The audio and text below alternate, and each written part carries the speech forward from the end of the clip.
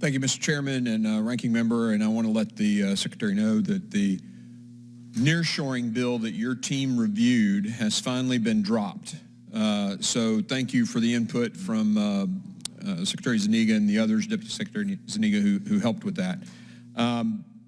Also, thanks for being here today. I want to thank you, too, for, I think I understood correctly, we're going to send some State Department people back in to Ukraine. I think that's a good decision. I thought taking everyone out was a bad decision. I'll be completely honest with you. I remember from my study of history, the State Department stayed all through the bombing of London in World War II.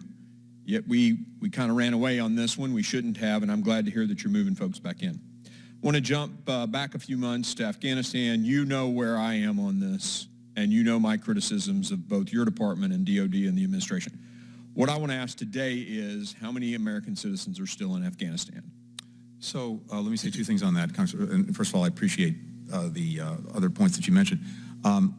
There are at present 126, as of a few days ago, American citizens remaining, of whom 37 seek to leave, and that we are assisting. Since we left Afghanistan on August 31st, we've directly assisted the departure of, again, as of a few days ago, 636 American citizens and many LPRs as well. The 37, but y'all are working a plan to get the 37 back. That's correct. Okay, very good.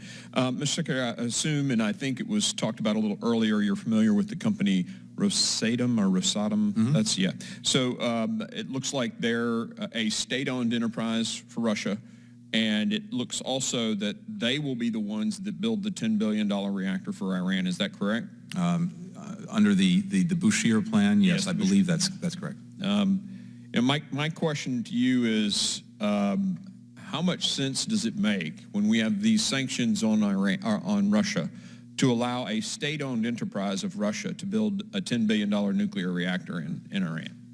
So the trade-off is this. The reactor that they and others would take part in building would be a proliferation-resistant reactor, which means that whatever is produced by it or through it could not be effectively used to build a nuclear weapon or produce fissile material for a weapon. And that's a very important security concern for the United States. Can anybody else build that reactor? Well, I mean, why give the profits to the very guys we're trying to keep from funding a war in Ukraine? Question is, if there's an effective alternative, we can certainly look at that, but yeah, it's not clear. I'd ask you to do that. And I think most Americans, if they were to apply just some common logic to this, if we're doing sanctions here to keep we stopped buying their oil so that they wouldn't continue to fund the assault on Ukraine, then why would we give them $10 billion or allow them to get $10 billion to build a nuclear reactor? So what I'm hearing you say is that you guys are looking for an alternative. Is that correct? If there's an effective alternative, now, of course, it would require Iran to accept that alternative. So that's part of the equation as well. Okay. Mr. Secretary, the families of American hostages in Venezuela, such as the Marine and Tennessean Matthew Heath, were told that exchanges were off the table. Yet the administration did make an exchange for Trevor Reed. I'm glad to see Trevor Reed home. I was on the phone with Mr. Pfluger late into the night, making sure that he could see his family on the tarmac. Can you explain the discrepancy between those two?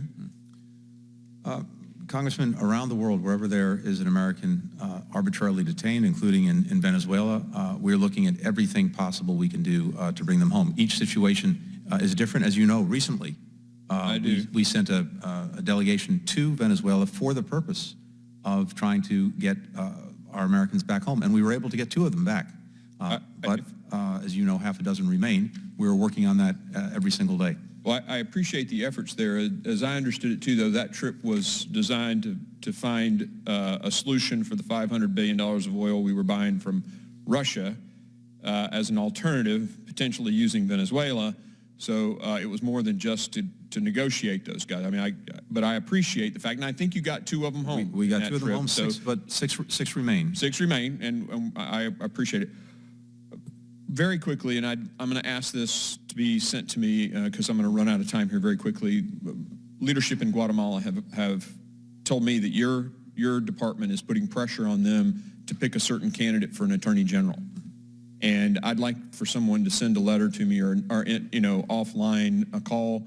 I want to find out why we're putting pressure on a another country to pick a certain attorney general, and what criteria you're using, or what's justifying that bullying, what I believe is bullying. I'm happy to follow up. Thank you. Gentleman's